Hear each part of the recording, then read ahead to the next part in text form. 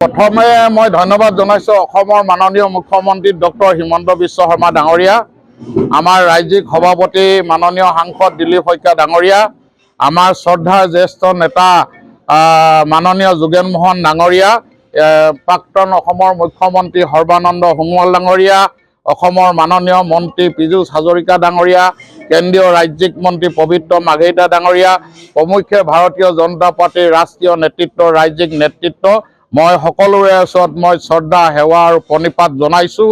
ভাৰতীয় জনতা পাৰ্টী হাজাৰ হাজাৰ মাহমৰা বিধানসভা সমষ্টিৰ যি কাৰ্যকৰ্তা আছে, এই কাৰ্যকৰ্তাসকলৰ আশীষ, তেওঁলোকৰ আশীৰ্বাদ, তেওঁলোকৰ সহযোগ ইমান দিনে লগত লৈ মই ভাৰতীয় জনতা পাৰ্টীত যোৱা সময়খিনিত দলৰ এজন নিষ্ঠাৱান কাৰ্যকৰ্তা হিচাপে কাম কৰি আছিলোঁ। আজি ভাৰতীয় জনতা পাৰ্টী এবং মাহমৰা বিধানসভা সমষ্টিৰ পৰা আগন্তুক নিৰ্বাচনত প্ৰতিদ্বন্দ্বিতা কৰিবলৈ প্ৰাৰ্থিত্ব প্ৰদান কৰিছে। মই পৰম পিতা পৰমেশ্বৰৰ ওচৰত ধন্যবাদ জনাইছোঁ। মা কামাখ্যাৰ ওচৰত মই সেৱা জনাইছোঁ আৰু মা কামাখ্যাৰ ওচৰত প্ৰাৰ্থনা জনাইছোঁ যাতে আমাৰ ভাৰতীয় জনতা পাৰ্টীৰ সমূহ কাৰ্যকৰ্তা এইকেইটা দিন সুস্থ শৰীৰে যাতে আমাৰ এই নিৰ্বাচনী যুদ্ধত অৱতীৰ্ণ হ'ব পাৰে, তাৰ কাৰণে মই মা কামাখ্যাৰ আশীষ বিচাৰিছোঁ।